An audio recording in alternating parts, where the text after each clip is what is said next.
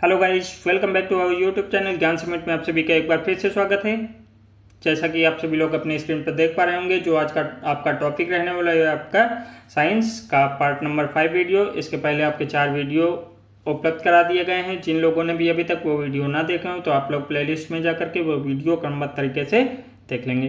ठीक है, आशा करता हूँ कि आप लोगों को वीडियो पसंद आ रहे होंगे। अगर पसंद आ रहे हैं तो प्लीज़ वीडियो को लाइक कर देंगे, और जिन लोगों ने भी अभी तक हमारे चैनल को सब्सक्राइब ना किया हो तो प्लीज़ आप लोग सब्सक्राइब कर देंगे।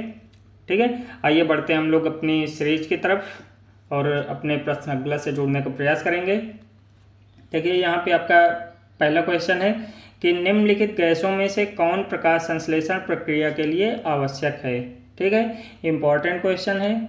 अगर हम लोग इसके ऑप्शन की बात करते हैं तो आपका पहला ऑप्शन है CO, ऑप्शन बी आपका CO2, ऑप्शन सी आपका O2, ऑप्शन डी आपका N2। ठीक है, प्रकाश संश्लेषण प्रक्रिया के लिए कौन सी गैस आवश्यक है आपकी, तो आपका आंसर क्या हो जाएगा, CO2।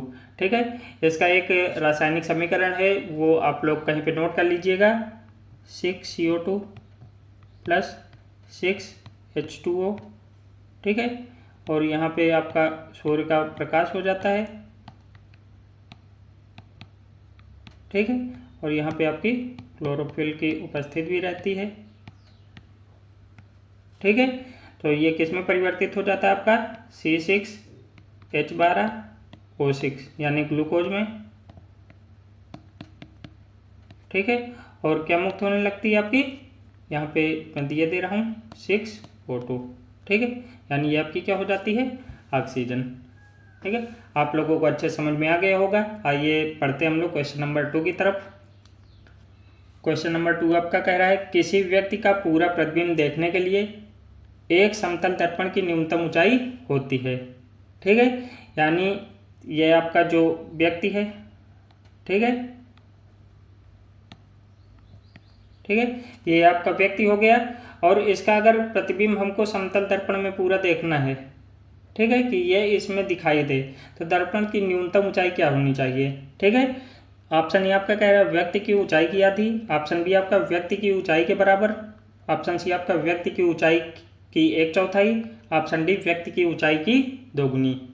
ठीक है, तो आपका आंसर क्या हो जाएगा, व्यक्ति की ऊंचाई की आधी होनी चाहिए, किसकी, समतल दर्पण की ऊंचाई।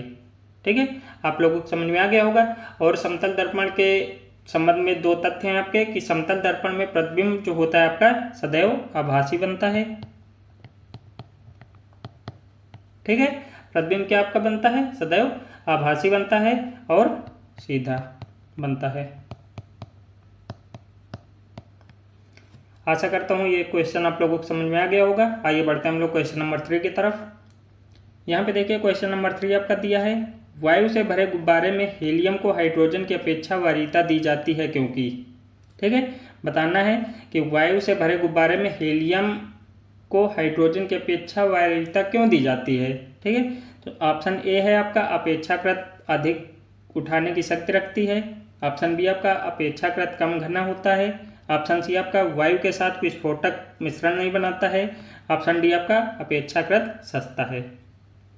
ठीक है, तो हमारा राइट आंसर क्या हो जाएगा, वायु के साथ विस्फोटक मिश्रण नहीं बनाता है। ठीक है, हाइड्रोजन गैस जो होती है आपकी, ये वायु के साथ में कभी कभी आपका विस्फोटक मिश्रण बना लेती है, और जो हमारी हीलियम गैस होती है वो आपकी विस्फोटक मिश्रण नहीं बनाती है।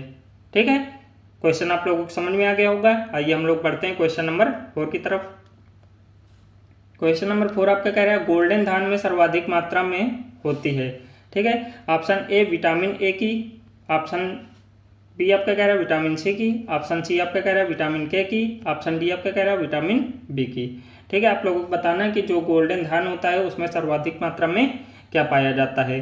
तो आपका आंसर क्या हो जाएगा, विटामिन ए आपका गोल्डन धान में सर्वाधिक मात्रा में पाया जाता है। और जो गोल्डन धान है, ठीक है, ये जो आपका ओरिजा सेटिवा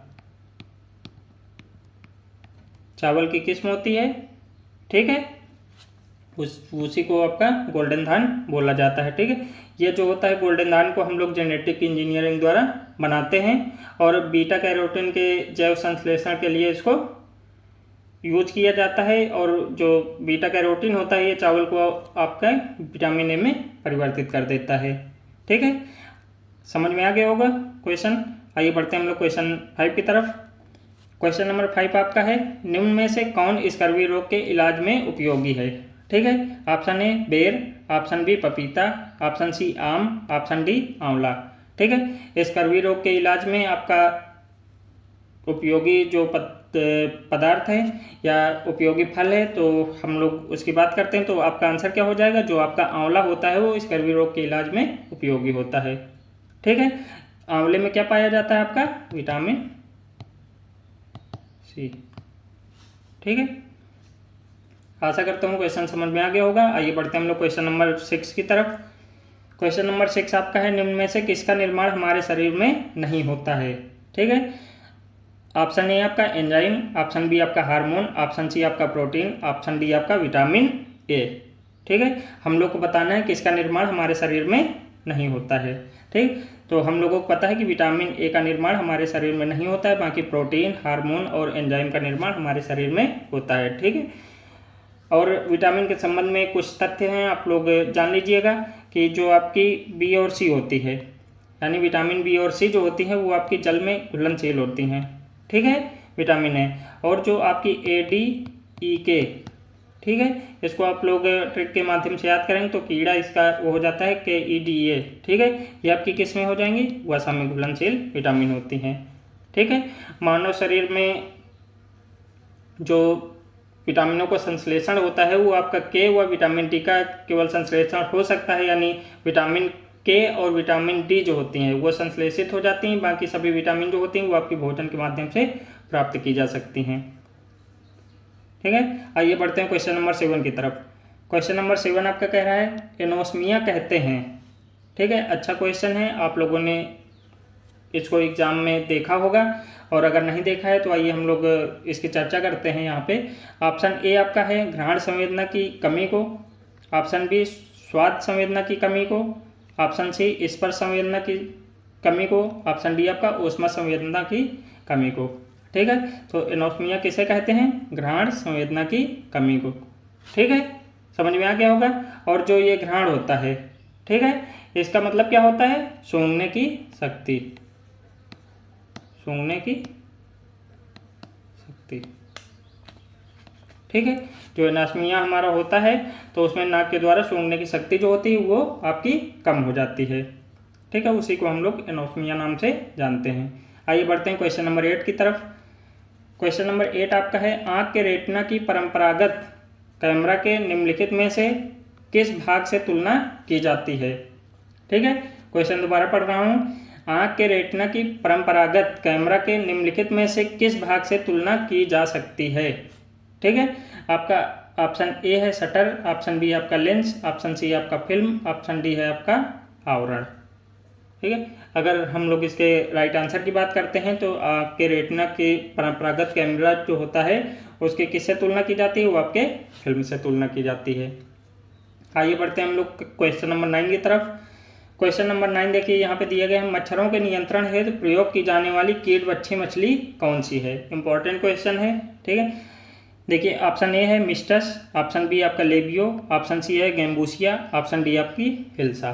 ठीक है, हम लोगों को बताना है कि मच्छरों के नियंत्रण में कौन सी ऐसी कीटवच्छी मछली है। ठीक है, उसका नाम हम लोगों को बताना है। तो आंसर आपका क्या हो जाए, गैम्बूसिया जो मछली होती है वो आपकी मछली नियंत्रण में उपयोगी मानी जाती है। और गैम्बूसिया मछली की लगभग 40 प्रजातियां पाई जाती हैं। ठीक है, जिनमें से केवल 2 ही प्रजातियां जो होती हैं वो मछली नियंत्रण के रूप में जानी जाती हैं। तो कौन कौन सी हो जाएंगी, गैम्बूसिया एफिन्स, गैम्बूसिया एफिन्स। ठीक है, दूसरी हमारी कौन सी हो जाएगी, गैम्बूसिया होलब्रुकी, गैम्बूसिया होलब्रुकी। इनको आप लोग कहीं पर नोट कर लीजिएगा, कभी ना कभी आपको एग्जाम में देखने को मिल जाएंगी। ठीक है, आइए हम लोग बढ़ते हैं क्वेश्चन नंबर 10 की तरफ। क्वेश्चन नंबर 10 आपका कह रहा है, इंडियन गैस एक मिश्रण है। ठीक है, कई बार आप लोगों को एग्जाम में ये भी क्वेश्चन आप देखने को मिला होगा। ऑप्शन ए ब्यूटेन एवं हाइड्रोजन का, ऑप्शन बी ब्यूटेन एवं ऑक्सीजन का, ऑप्शन सी ब्यूटेन एवं प्रोपेन का, ऑप्शन डी मीथेन एवं ऑक्सीजन का। ठीक है। तो आपका इंडियन गैस जो होती है वो किसका मिश्रण होती है, तो ब्यूटेन एवं प्रोपेन का मिश्रण होती है हमारी इंडियन गैस। ठीक है। एक इम्पॉर्टेंट फैक्ट है इसी में कि जो एलपीजी सिलेंडर में रिसाव होने के कारण जो दुर्गंध आती है, ठीक है, वो किस कारण से आती है, तो आपका आंसर क्या हो जाएगा, एथिल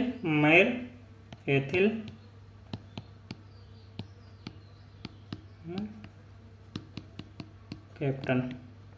ठीक है, ये आपकी गैस होती है एथिल मैरकैप्टन।